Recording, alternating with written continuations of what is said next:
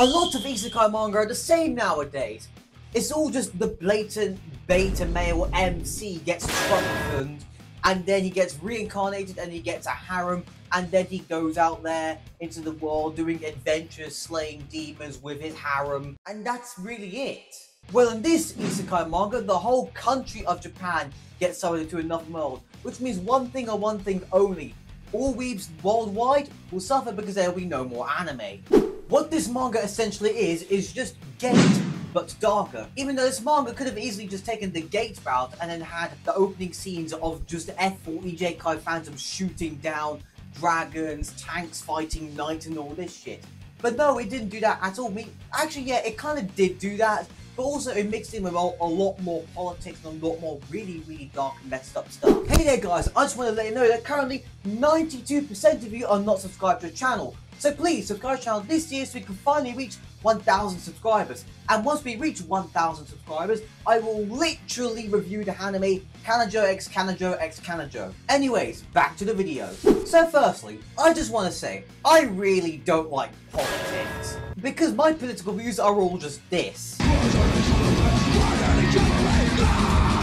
And this manga has quite a lot of political scenes which are actually really interesting, and definitely much better than anything you could ever watch on Suits or House of Cards or anything like that. Now, a lot of the scenes in the manga are really interesting, so here's the first one I want to talk about, is the trade deal scene, I'm going to call it.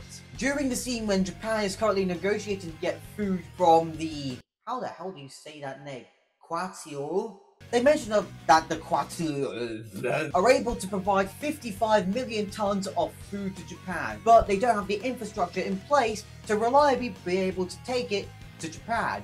So Japan offers to build them railways, bridges and other stuff to help them move all of the stuff to Japan.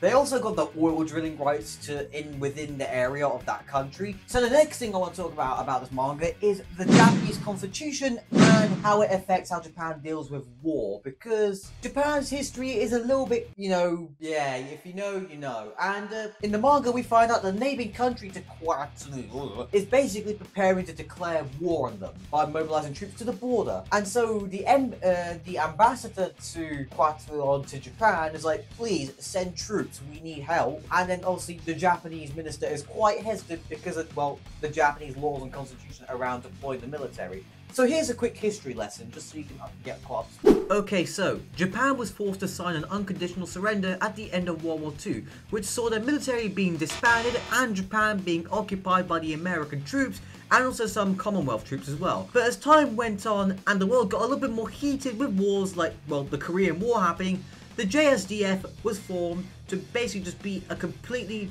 defense-based force. It was even written into the Japanese constitution that the JSDF was specifically only for defense and nothing else, and only being allowed to operate on sovereign Japanese territory. Now, back to the manga where the army of Loria invades the city of Gim and massacres their way through it by committing many atrocities.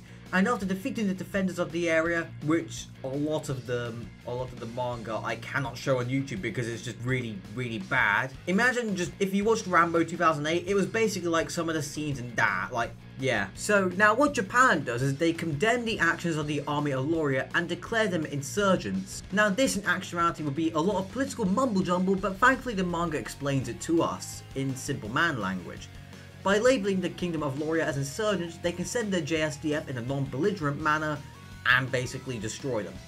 Once all the boring politics is done, we agree to see the scene of the Japanese Maritime Self-Defense Force absolutely whooping ass, and them going overkill on some dragons by shooting them down with ship-to-air missiles, and then with the 120mm Auto Beretta compact gun, and to really add salt to the wound, they use the Sea Whiz to shoot down the rest of the dragons. Oh, sorry, I meant wyverns. We also get a few scenes of the Japanese Self-Defense Force ground version, basically saving a bunch of elf refugees who are trying to escape one of the many battles and then get attacked by the forces of Loria. And they fucking annihilate them with a literal attack helicopter, specifically the AH-1 Viper. And then the ground defense force comes to rescue these refugees and try to get them to board the helicopters taken to a safe location. And And they, some of the L refugees see the Japanese flag on the people's helmets and also, you know, the body chest things. And they be like, oh, that looks like the sun god thing. And they start praying to them, being thankful, and then saying like,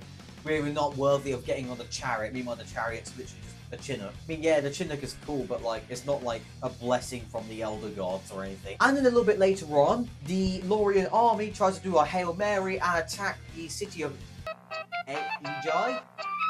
And they didn't realise that they were in Rocket's artillery range. And funny enough, rocket artillery is designed to blow shit up. And so, this army of 20,000 well-trained people basically just gets obliterated by rocket artillery.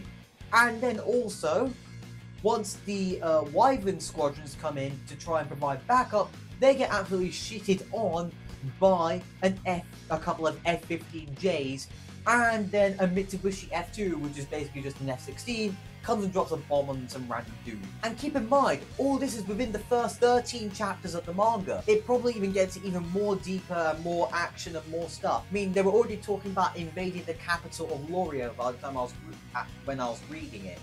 So you can only imagine how crazy that's gonna be. I gotta say though, this manga is so much fun to read. Admittedly, I haven't been reading it as much because I'm just lazy as fuck and also have other things to do. But if you like isekai manga that are like dark and also very unique, I'd highly recommend reading this one because it's just so much fun, and especially if you love military stuff, you'll love this. It's definitely like an 8 out of 10 for me. And if you are interested in my very, very base political views, make sure you watch this video here about Shimoneta, where I talk about even more politics and even more detail. Anyways, thank you for watching, and goodbye.